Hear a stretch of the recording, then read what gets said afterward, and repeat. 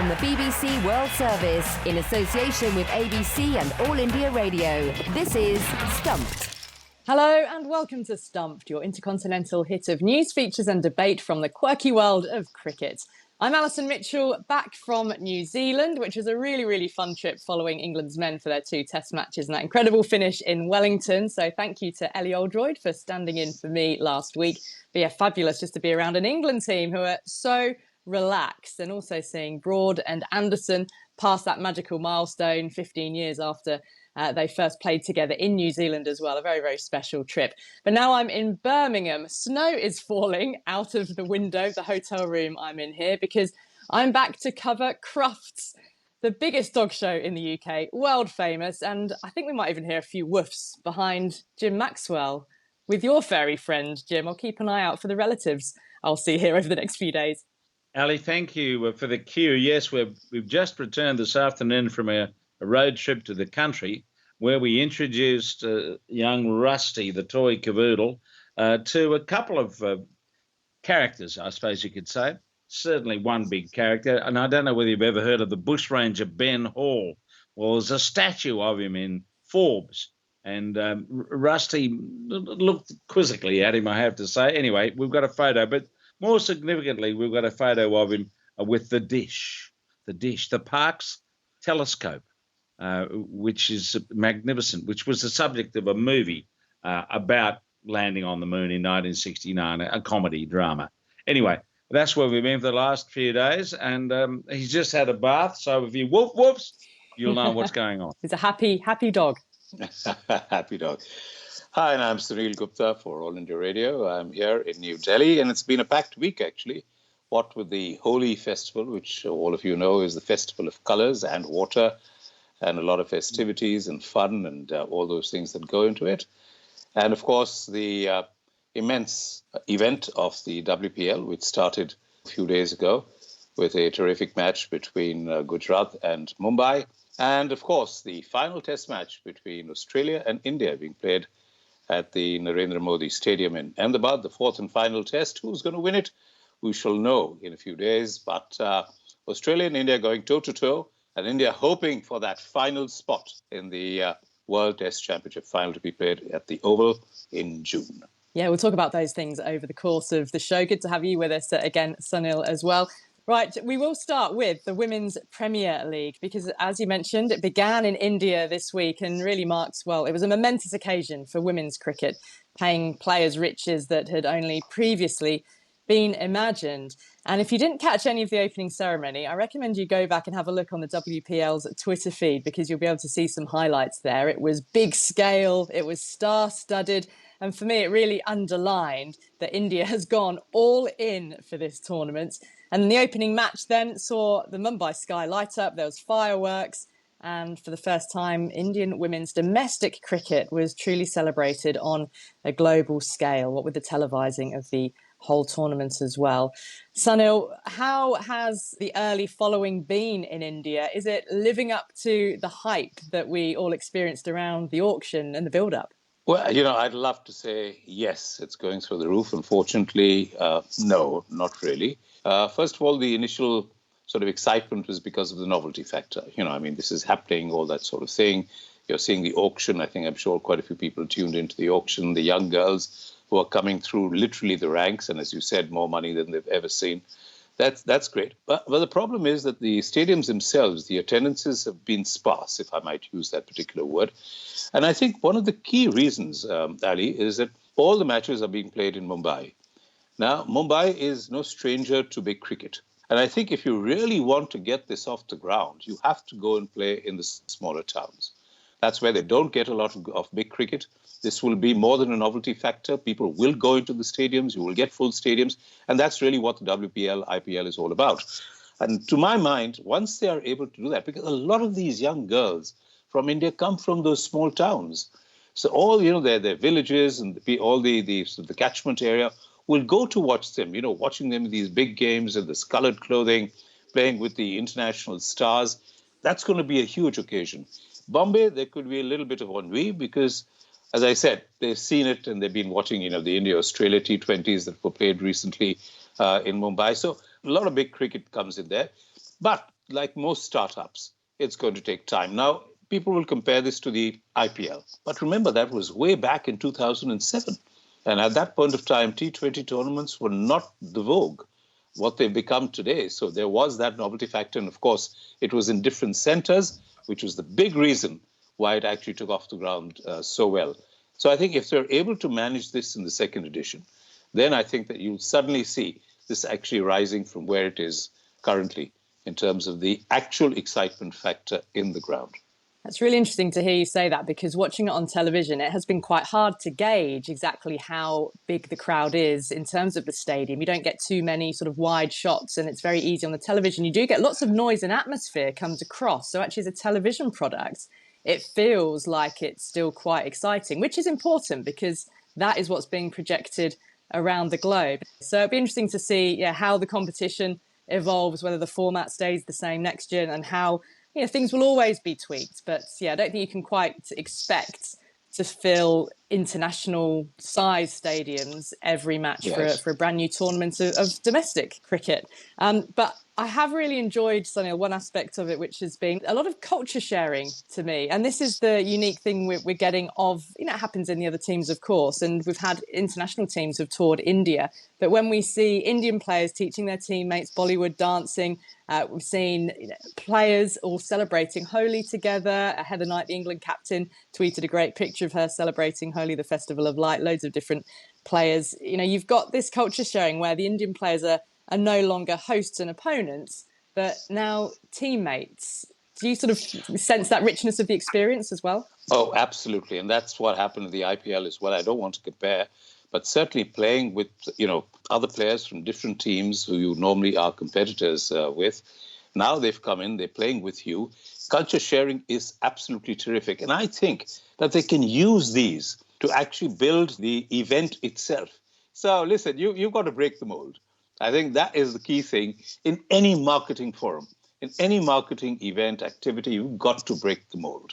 And I think this is what is going to get, because eventually you are the 15th, T20 tournament in the world. So you've got to do something different. Yeah, and interesting, of course, we all compare the tournaments to what we've recently had in terms of maybe like World Cups and things like that. We've got to remember this is an Indian domestic tournament, and a domestic tournament in the women's game has never been televised like this.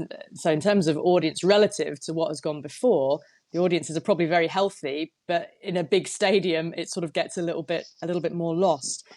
Jim, if we talk about some of the action that's been on the field, there's been a number of compelling matches, compelling tournaments. I mean, not necessarily sort of nail-biting finishes yet, but we've seen some real quality from certain individuals, haven't we? We've seen some big scores.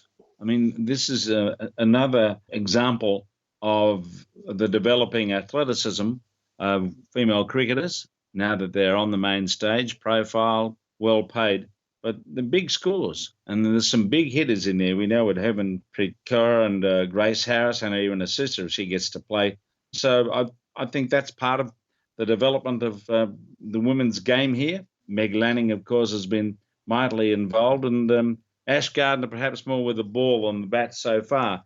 But I think from a smidgen of coverage I've seen, the quality of the hitting and the power of a lot of these women is super impressive. And that's what's going to make this tournament attractive and should be drawing a crowd. I would imagine on television that's pulling a crowd if it's not at the stadiums. But I think it's got off to a pretty good start.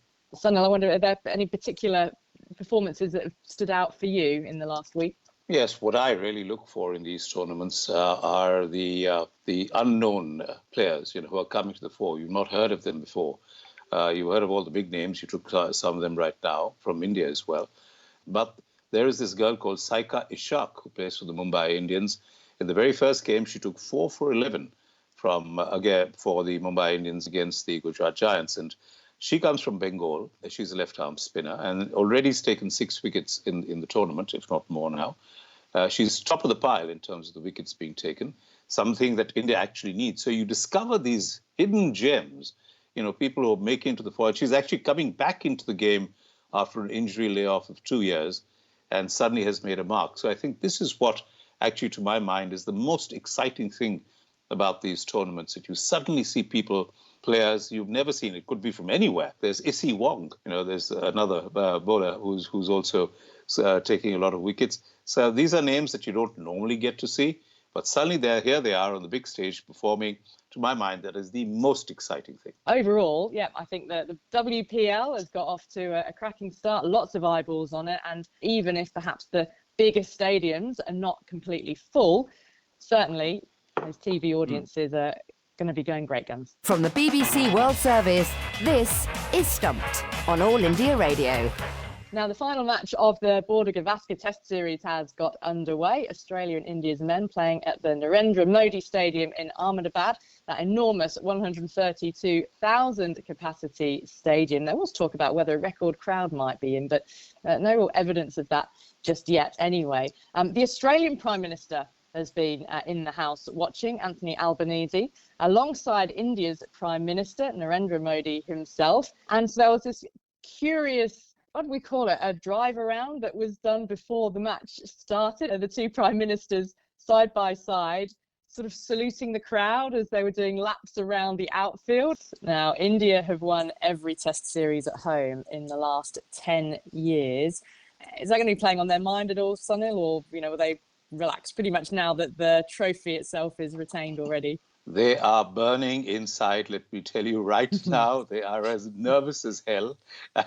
If you witness the first couple of overs, right, where they dropped catch, 8 byes. I mean, it's all, and the first ball was a wide. And I go back to the time when I think it was Harmison who bowled that wide down at Perth. So they're nervous. That's my feeling. That is my feeling. They're nervous, not because of the fact that they've not lost any series, but because of what happened in the third test match.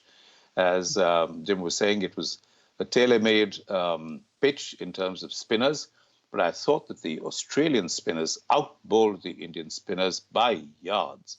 They were terrific. I mean, the way that Todd Murphy and Kerneman and, of course, Nathan Lyon, I mean, how well he bowled, right? And bowling that accurate. They were so accurate, whereas the Indian bowlers were all over the place. Akshar Patel, as I mentioned, who's in the team as primarily as a bowler, did not pick up a wicket. That tells you something. So I think they're hurting, they're burning, and they are very, very nervous because, remember, there's a place in the World Test Championship that is at stake. India need to win this. Of course, the other factor at play is the New Zealand-Sri Lanka series, which is also going on concurrently. So there are so many irons in the fire. And of course, this is the big stadium, the big stage, the biggest stage in India in terms of size. I think the nerves are jangling. Do you sense that as well, Jim? I think for the Indian top order batting, it's been that way for the whole series. I mean, their number one batsman in terms of numbers bats at 9, Akshar Patel. I mean, their batting, it's looked very ordinary. I know the Australians have had their collapses, but the top 6 from India haven't put in. And that's one of the reasons why we might be seeing a slightly flatter, less crumbly surface to start with, at any rate, in this 4th test match. And the other interesting thing about watching this first day was that the crowd didn't turn up. I mean, there are less than 50,000 there. What's going on? But they haven't filled the stadium, as a lot of people were speculating that there might be 100,000 people. No, it's a mystery, isn't it? We all like to believe that crowds will flock to an India-Australia test match, but when you're asking 100,000, 132,000 to flock, then you realise it's actually a bigger ask than we imagine. What about the series as a whole, Jim? Because a lot of these test matches have been over very, very quickly. I mean, obviously there was the pitch in the last test match. Is it just down to the pitches, or is there more of a general trend sort of developing of shorter tests around the world? And is this anything to do with, I know we've got the way that England are playing with their particular attacking style, but also, with the World Test Championship, with points for a win being so much more important, that you're seeing less sides settle for draws, stretching matches to 5 days? I think for 20 or 30 years, the attitude to playing Test cricket has become more combative than it used to be. Batsmen used to sit back when I first started watching cricket, 50 years ago, and wait for things to happen. And perhaps it's the influence of T20, white ball cricket, whatever. But it's a more challenging game. and bowlers are taken on more readily than they used to be. Pitches come into it, whether they're spinning through the top or green seamers at the Gabba or in England. The pitches will always play a part. But there's an attitude, I think, which contributes more than most things to quick test matches than perhaps overall the state of the pitch. And certainly in this series, it's been very difficult for batsmen to survive. And there was a very interesting comment from Steve Smith. He was asked before this game, will batting be easier for you in this game if it's a flatter pitch than before, because you'll be more sure of the bounce? He said, no, what that's going to do is make us go about the business of playing a long innings with more concentration on defence than attack, because when the pitch is crook, you've got to get after them a bit more than you would otherwise, because, as they keep saying, it'll be a ball that'll have your name on it. So it's interesting to reflect on how things go. But at the moment, the attitude of the players, and it's not just Bazball in Australia, a number of teams are doing a bit the same when they can, if they're good enough, is making it a far more attractive game than it's been since Bradman was dominating, Tendulkar, Lara, whatever you like. It's a very attractive game most of the time.